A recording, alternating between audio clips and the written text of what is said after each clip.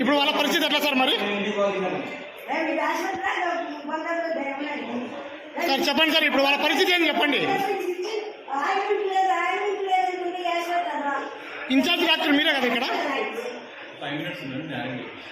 ఇందాక ఇంటికి పొమ్మన్నారు సార్ మీరు. చెప్పండి ఇప్పుడు ఏమి అంటే మేమంతా చేతగానాల మాదిరి కనబడుతున్నామా? వాళ్ళు అదే పని ఎక్కడి నుంచి వచ్చి పల్లెటూరు నుంచి వచ్చిన వాళ్ళు మళ్ళీ ఇంటికి పంపట్రా?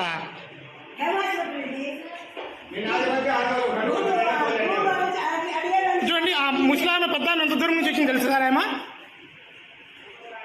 9 గంటలకు వచ్చినాము, ఇప్పుడు టైం అంతా 10:30 అవుతుంది, ఇంకా మీరు అరేంజ్ చేయలేకున్నారు.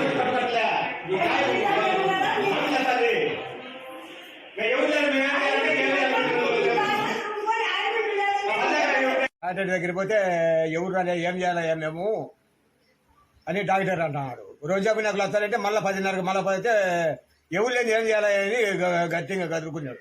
డాక్టర్లు మిమ్మల్ని గదురుకుంటారు? డాక్టర్లు మమ్మల్ని గదురుకున్నారు. పెద్ద డాక్టర్ అంట. మళ్ళీ మీకు కట్టు కట్టింది ఎవరు? వాచ్మేనా లేకపోతే ఎవరైనా వచ్చినారా? అక్కడ వాచ్మెన్ ఉండేవాడు, వాచ్మెన్ సుబ్బరాడు అని కట్టినాడు. మళ్ళీ వాచ్మెన్ మీకు కట్టు కట్టినాడు. మా డాక్టర్ వాళ్ళు అయితే ఎవరు చూడలే, ఎవరు రాలేదు, పంచినే పంచి ఎవరినే కానీ. ఆ పక్కన వాళ్ళని అడిగింటే ఏమన్నారు? సిస్టర్లు ఎవరైనా ఉన్నారా? వాళ్ళు ఏమంటారు, వస్తారా కూకోళ్ళు వస్తారని వాళ్ళు అంటున్నారు.